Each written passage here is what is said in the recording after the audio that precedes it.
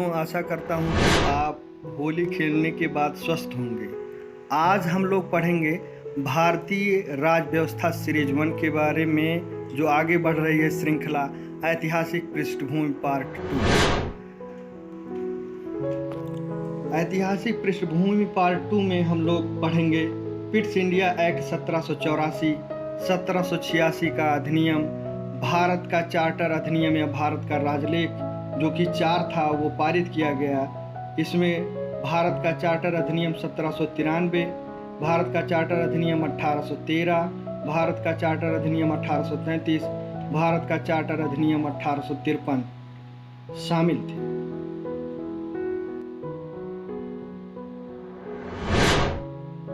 Pitt's India act 1784। इस act के अधीन पहली बार कंपनी के अधिकार क्षेत्र को ब्रिटिश आधिपत्य का क्षेत्र, ब्रिटिश पोजेशंस इन इंडिया कहा जाने लगा। अर्थात कंपनी पर धीरे धीरे ब्रिटिश संसद का नियंत्रण होने लगा। इस एक्ट के माध्यम से कंपनी के व्यापारिक एवं राजनीतिक कार्यों को अलग अलग कर दिया गया। गवर्नर जनरल के परिषद में सदस्यों की संख्या 4 से घटाकर 3 कर दी गई। इस परिषद को अतिरिक्त शक्ति जैसे युद्ध, संधि, राजस्व, सैन्य शक्ति, देशी रियासतों आदि के अधीक्षण की शक्ति भी प्रदान की गई।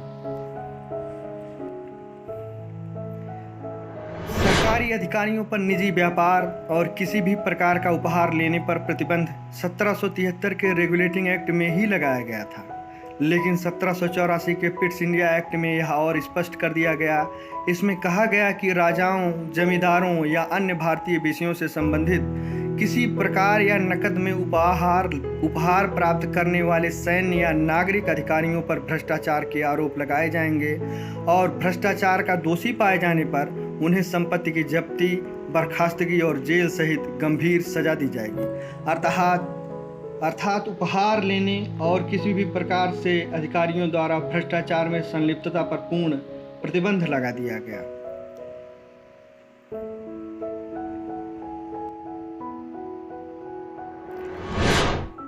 इस एक्ट में कंपनी के व्यापारिक कार्यों का प्रबंधन कंपनी के निदेशकों के हाथ में ही रहने दिया, किंतु इसके ऊपर राजनीतिक नियंत्रण एवं निरीक्षण के लिए एक बोर्ड ऑफ कंट्रोल की स्थापना की गई। बोर्ड ऑफ कंट्रोल की नियुक्ति इंग्लैंड का सम्राट करता था। इस प्रकार भारतीय उपनिवेश के 2 शासक हो गए, प्रथम कंपनी का निदेशक बोर्ड, दूसरा बोर्ड ऑफ कंट्रोल के माध्यम से सम्राट। इस प्रकार कंपनी पर ब्रिटिश पार्लियामेंट का नियंत्रण बढ़ गया। बोर्ड ऑफ कंट्रोल में 6 सदस्य थे। चांसलर ऑफ एक्सचेकर, राज्य सचिव, 4 सदस्य प्रीवी काउंसिल के। इन सब की नियुक्ति तथा हटाने का अधिकार ब्रिटिश सम्राट के पास था।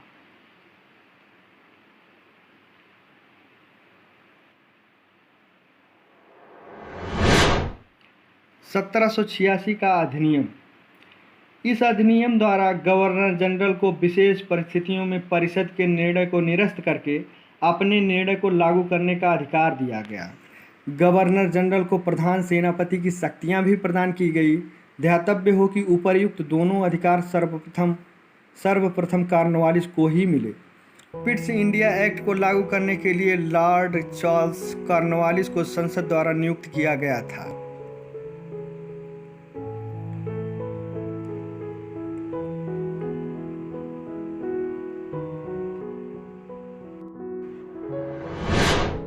लॉर्ड कॉर्नवालिस 1786 में शामिल हुए और उन्हें सुधार कार्य की जिम्मेदारी दी गई। लॉर्ड कॉर्नवालिस ने स्थायी बंदोबस्त की शुरुआत की, एक न्यायिक कोड अर्थात कॉर्नवालिस कोड की घोषणा की और एक प्रशासनिक और पुलिस प्रणाली की स्थापना की। उनका मिशन 1793 में पूरा हुआ। 1793 का चार्टर एक्ट। इस एक्ट द्वारा कंपनी के व्यापार करने की अवधि को 20 साल के लिए बढ़ा दिया गया और इस चार्टर के अधीन बोर्ड ऑफ कंट्रोल के सदस्यों को भारतीय राजस्व से वेतन देने की व्यवस्था की गई। गवर्नर जनरल एवं गवर्नरों की परिषदों की सदस्यता की योग्यता के लिए सदस्य को कम से कम 12 वर्षों तक भारत में रहने का अनुभव हो, यह आवश्यक कर दिया गया। अर्थात अनुभवी कर्मचारियों की नियुक्ति भारत में होने लगी।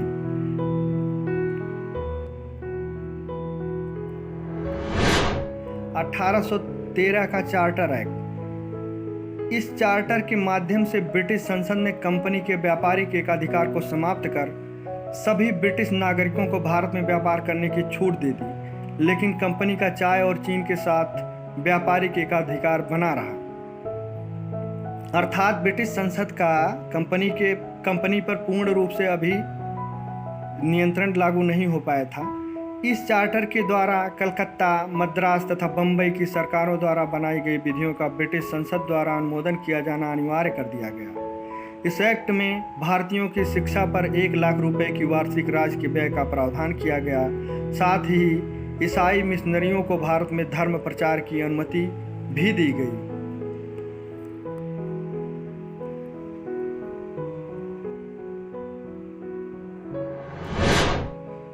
कंपनी को पुनः 20 साल के लिए भारतीय प्रदेशों एवं राजस्व पर नियंत्रण का अधिकार दे दिया गया।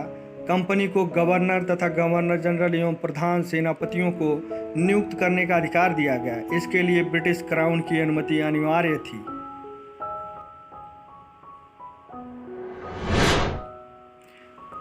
अब आया ब्रिटिश संसद का वो दौर जिस अधिनियम या जिस चार्टर के बाद ब्रिटिश संसद का कंपनी पर पूर्ण नियंत्रण हो गया। 1833 का चार्टर अधिनियम या 1833 का राजलेख।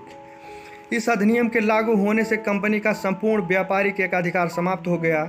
इस चार्टर के बाद बंगाल के गवर्नर जनरल को भारत का गवर्नर जनरल कहा जाने लगा। इस प्रकार देश के प्रशासन का केंद्रीयकरण कर दिया गया। इस प्रकार भारत में ब्रिटिश इंडिया का पहला governor general Lord William Bentinck बना। गवर्नर जनरल की परिषद में एक सदस्य विधि सदस्य के रूप में बढ़ा दिया गया। गवर्नर जनरल को एक विधि आयोग नियुक्त करने का अधिकार दिया गया। 1834 में प्रथम विधि आयोग का गठन हुआ, जिसके प्रथम अध्यक्ष लॉर्ड मैकाले थे तथा इसमें 4 अन्य सदस्य भी थे। मद्रास तथा बम्बई की परिषदों को विधि बनाने पर रोक लगा दी गई। अब गवर्नर जनरल को सभी ब्रिटिश भारतीय क्षेत्रों पर विधि बनाने की शक्ति दी गई।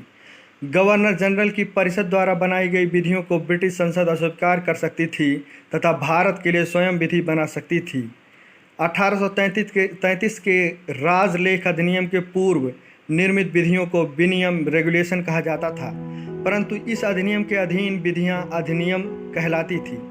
दास प्रथा को 1943 में समूल रूप से समाप्त कर दिया गया।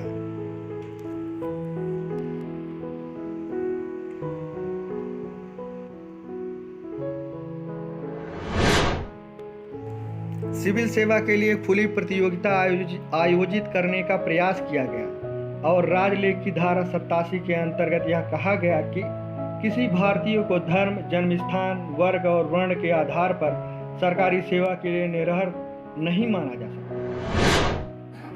1853 का चार्टर अधिनियम या आखिरी चार्टर अधिनियम। इस अधिनियम द्वारा गवर्नर जनरल की परिषद की कार्यपालिका तथा विधायी शक्तियों को अलग कर दिया गया। भारत के लिए एक पृथक विधान परिषद की स्थापना की गई, जिसमें 12 सदस्य होते थे। Commander in chief, governor general की परिषद के 4 सदस्य और 6 सभासद विधान परिषद के सदस्य होते थे। इन 6 सभासदों में बंगाल के मुख्य न्यायाधीश, कलकत्ता सुप्रीम कोर्ट के एक न्यायाधीश और बंगाल, मद्रास, बम्बई और आगरा 4 प्रांतों के प्रतिनिधि शामिल थे।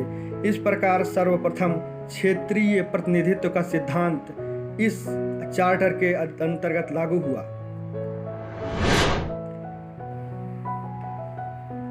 इस विधान परिषद को मिनी संसद की संज्ञा दी गई। इस विधान परिषद का मुख्य कार्य देश के लिए विधि बनाना था। विधान परिषद द्वारा बनाई गई विधि अधिनियम तभी बन सकती थी जब तक कि उस पर गवर्नर जनरल अपनी अनुमति नहीं दे देता था। गवर्नर जनरल विधान परिषद द्वारा पारित विधेयकों को वीटो कर सकता था। बंगाल के लिए एक नया लेफ्टिनेंट गवर्नर नियुक्त किया गया, जो प्रशासन का कार्यभार संभालता था। इस अधिनियम के अंतर्गत सिविल सेवा परीक्षा कराने के लिए 1854 में मैकाले की अध्यक्षता में committee on the civil service का गठन किया गया।